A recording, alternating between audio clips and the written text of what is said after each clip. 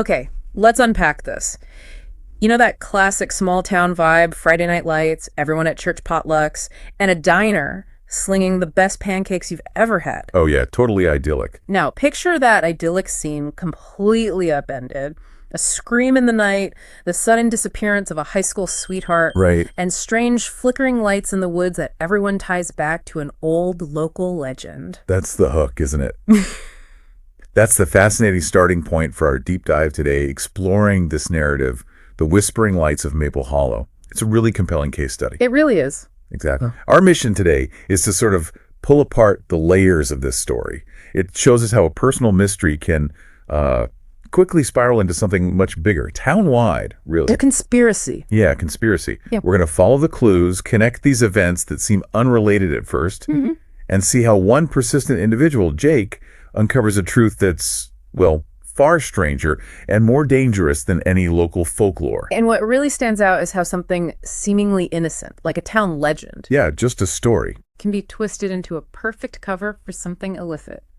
And how people in power can use those existing beliefs, use them to their advantage. It's manipulation, pure and simple.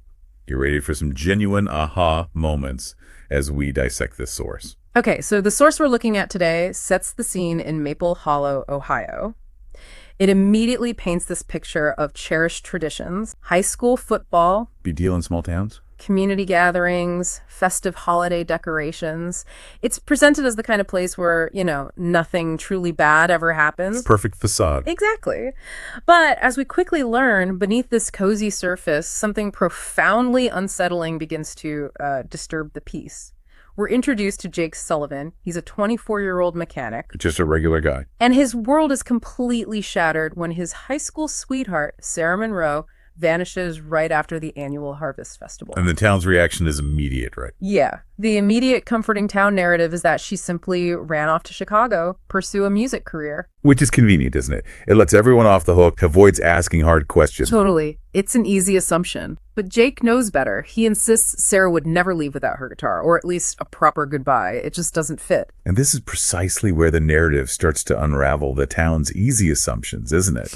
Because that first tangible clue Jake finds. The earring. Yeah, a single glittery crescent moon earring, definitely Sarah's, found near the abandoned Miller barn. It doesn't just contradict the runaway theory. No way. It forces us, and Jake, to question how quickly a community can accept a convenient lie, especially one that preserves their sense of peace, It's scary how fast that happens. This small detail, this earring, it becomes the first real crack in Maple Hollow's carefully constructed facade. So as Sarah's disappearance casts this long, growing shadow over the town, other weird things start happening. Right, the oddities pile up. Farmers report strange flickering lights deep in the woods, right behind that same barn. And whispers. Yeah, accompanied by whispers carried on the wind. Now this immediately clicks with the town's old lore, right? The hollow lights. That 19th century legend. Glowing orbs luring people into the forest. Something about a settler vanishing. Exactly, after a bad harvest. And Jake, like most people, he initially just dismissed it. A scary story for kids around bonfires. And who didn't grow up with some version of a boogeyman in the woods tale, right? We all had those. Sure. But what this narrative deftly shows is how those seemingly innocent stories, once they're ingrained in a community psyche, Yeah. they can be weaponized, turned into highly effective misdirection. Wow. Okay, so the eerie coincidence of these lights popping up right when Sarah vanishes, that pushes Jake. He has to investigate. You can't ignore it anymore. The source describes him venturing into the old barn. It's October, chilly air, you can see his breath. Setting the mood. And he's immediately hit by the smell. Damp hay, sure, but also something sharp. Coppery, like blood. Ugh. Yeah, that's a major red flag. That visceral detail signals to Jake and to us, this isn't just some dusty old barn. Not at all. Yep. And then he uncovers a trapdoor hidden under straw, Clever. leading down into a dirt-walled tunnel. And there's a faint pulsing glow coming from down there. Okay, so this raises that big question, the one the narrative really pushes.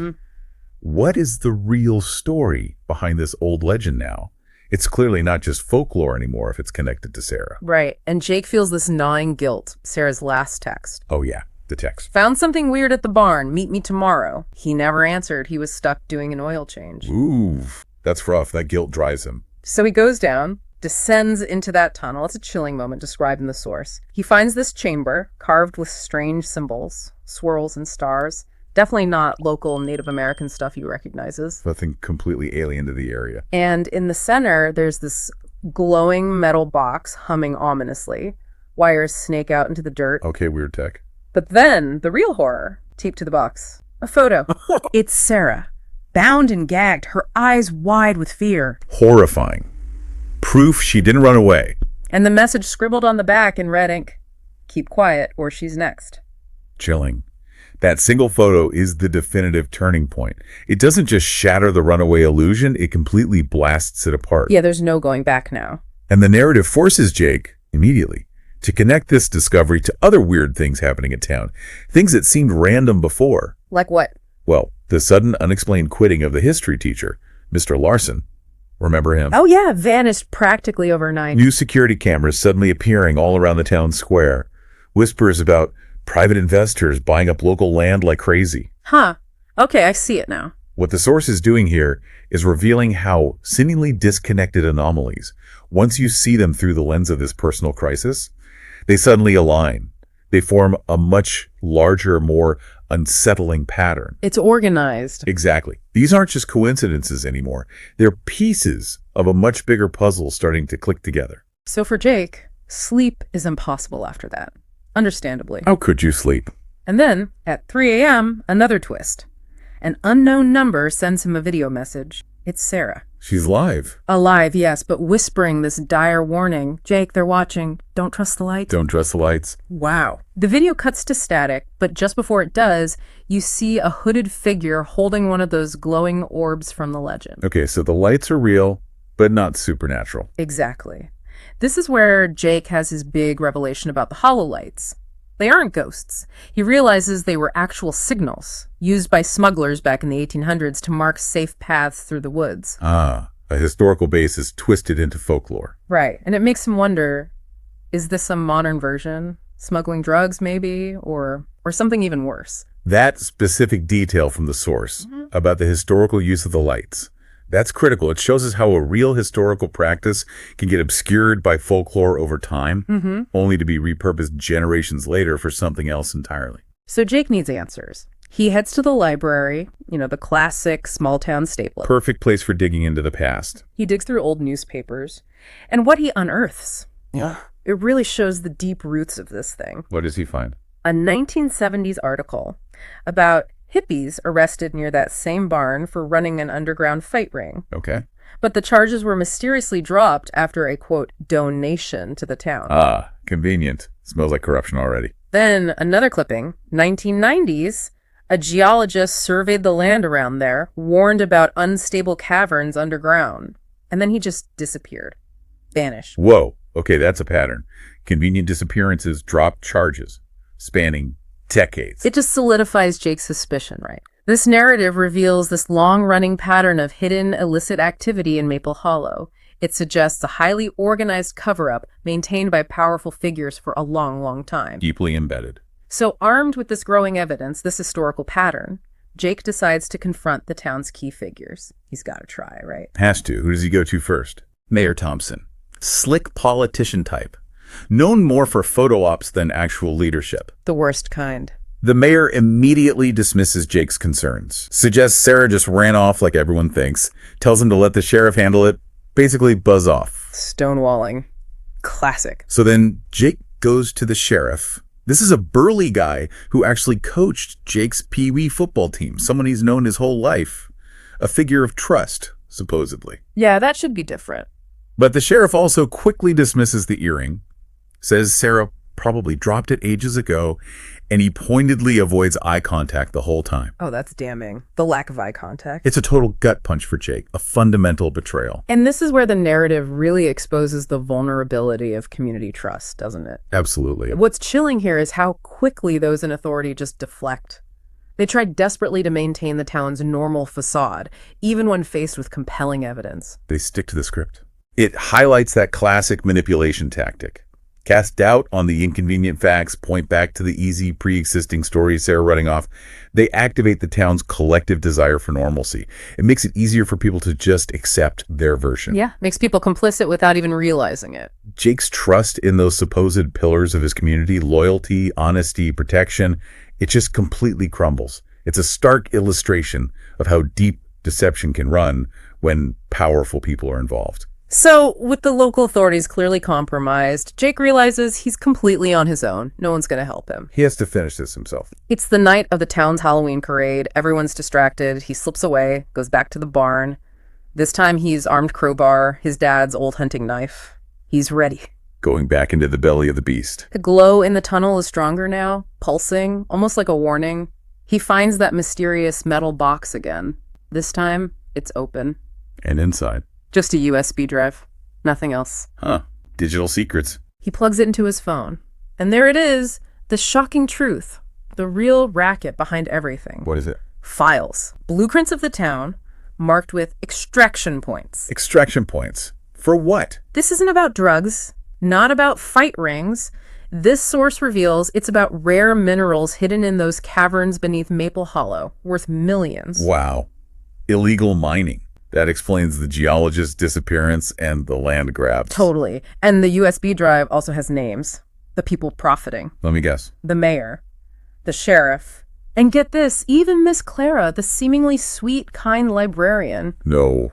The librarian, that's brutal. Betrayal from everywhere. The narrative shows Sarah just stumbled onto their whole scheme during her late-night songwriting sessions out at the barn.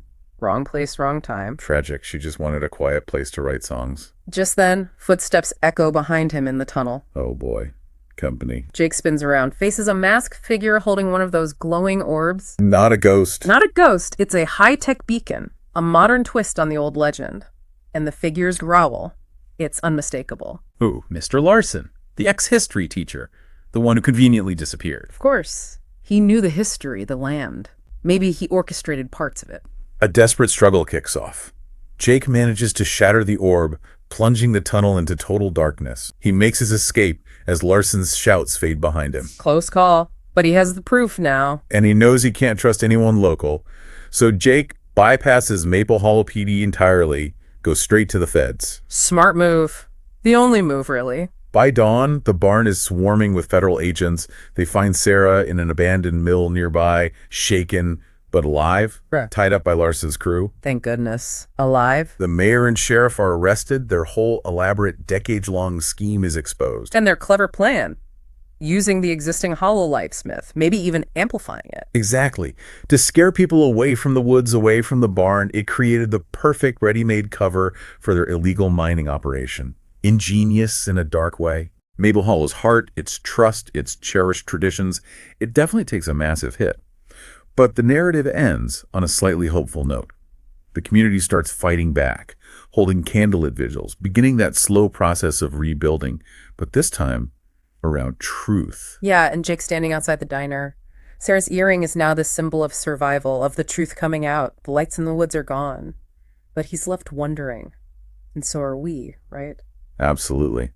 What else might still be hiding in Maple Hollow's shadows? Or really in any community's shadows? So what does this deep dive into the whispering lights of Maple Hollow mean for you, listening right now?